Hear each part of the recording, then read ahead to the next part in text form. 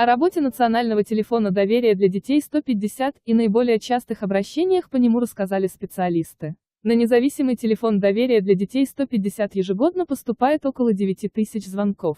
15 лет существует этот телефон доверия, опыт был привезен из Швеции, внедрен МВД, Комитетом по охране прав детей. Звонки на этот круглосуточный номер бесплатны и доступны с любого телефона по всему Казахстану. Основная цель его работы, чтобы ребенок мог позвонить в любое удобное для него время, поговорить на том языке, на котором ему удобно. Согласно нормам, в случае, если ребенок заявляет, что хочет расстаться с жизнью, специалист должен разговаривать не менее 1 часа 20 минут.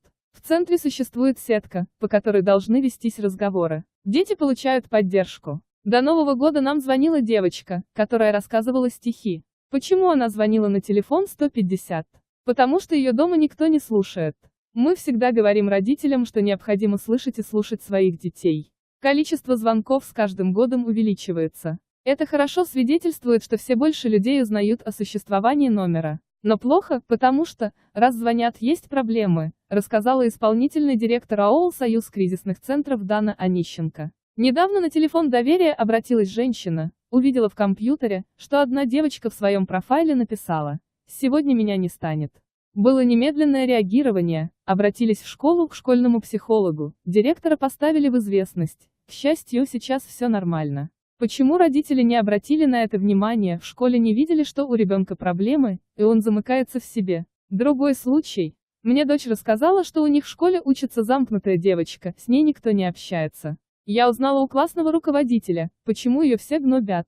Выяснилось, что девочка живет без мамы, мама бросила семью. Почему-то школьные психологи и педагоги об этом не знали, констатирует Дана Онищенко. Президент общественного объединения Талды-Карганский региональный центр поддержки женщин Жанар Нурмуханова добавляет, что сложность работы с жалобами детей в том, что несовершеннолетние законодательно не могут обращаться в органы без законных представителей или опекунов. В нашем обществе сложился стереотип, что ребенок маленький, он не может отвечать за свои поступки, поэтому принимать от него заявления, обращения нет необходимости.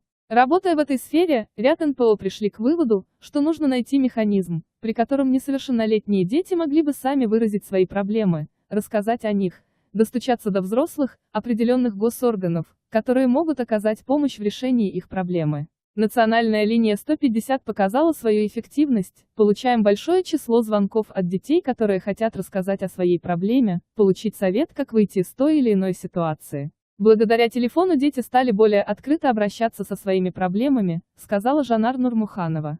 Кроме того, в каждом из 16 регионов Казахстана открыты общественные приемные. Жанар Нурмуханова является сотрудницей такой приемной в Алматинской области. В чем плюс? Сюда тоже могут обратиться сами дети, без сопровождения. К сожалению или к счастью, в Алматинской области за 2 года работы приемной обращений самих детей немного. В основном приходят родители. Надеемся, что это из-за отсутствия проблем, а не из-за того, что дети боятся озвучить проблемы, попросить помощи.